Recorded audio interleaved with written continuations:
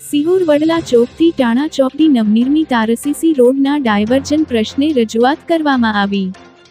Society છે બરાબર, અને હવે અમને પહેલાં એવું હતું કે એટલી બધી તકલીફ નહીં પડે, પણ ડસ્ટ એટલી ઉડે જ નથી. તો અમારે એટલે તમે જુઓ, તમે જ્યાં સ્થળ ઉપર પરીક્ષણ કરી જો આપણે. અને બેન છે ને 7 સોસાયટી અને આખી ભરચક છે, એટલે બૈરાઓ ને છોકરાઓ ભલો આવે ત્યારે તો એની હારવાર વહી આવે, જે રૂટમાં આવે છે એમાં વહી આવે, પણ હવે પછી જતું કરવા અમારે જવામાં તો ઈ જ રસ્તો છે 7 સોસાયટીનો, એની સિવાયનો નથી બેન. તો કદાચ એ નાનું મોટું કોકર લેડીઝ અને છોકરાઓ ઈ એટલું બધું ડ્રાઇવિંગ એનું પરફેક્ટ ન હોય બેન, એ માટે આમાં કાંઈ બેન સ્કૂલ બેન છે કયો અત્યારે વેકેશન જા સ્કૂલ બેન છે એમાં હું જો અમને ઉતાવળ એટલે જ છે કે અમારે વેકેશનનો સદુપયોગ જ કરવો છે અને ચોમાસા પહેલા અમારે પતાવવું છે. અમને ઉતાવળ એની જ છે.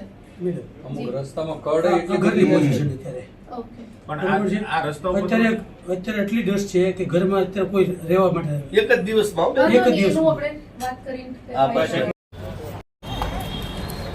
આજરોજ સિહોર મામલતદાર ખાતે જે ભાવનગર રાજકોટ હાઈવે ઉપર આરસીસી રોડનું કામ શરૂ થવા જઈ રહ્યું છે, તેના અનુસંધાને સિહોરની 7 થી 8 society Shivshakti park, Punitnagar, Kailashnagar, Anjaneya park, Kailashnagar, Vrindavan society, આ જે તમામ ફૂલ ભરચક રહીશોથી ભરપૂર સોસાયટી છે તેમાંથી ડાયવર્ઝન આપવામાં આવ્યું છે.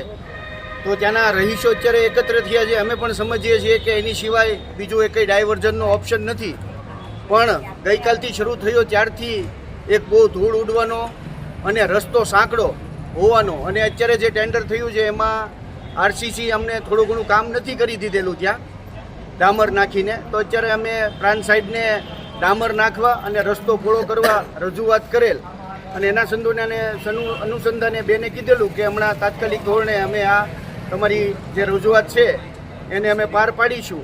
એટલે અમે તમામ રહીશો, સોસાયટીના રહીશો અત્યારે આવેદનપત્ર દેવા મામલતદાર કચેરીએ આવેલા અને આવેદન આપેલું.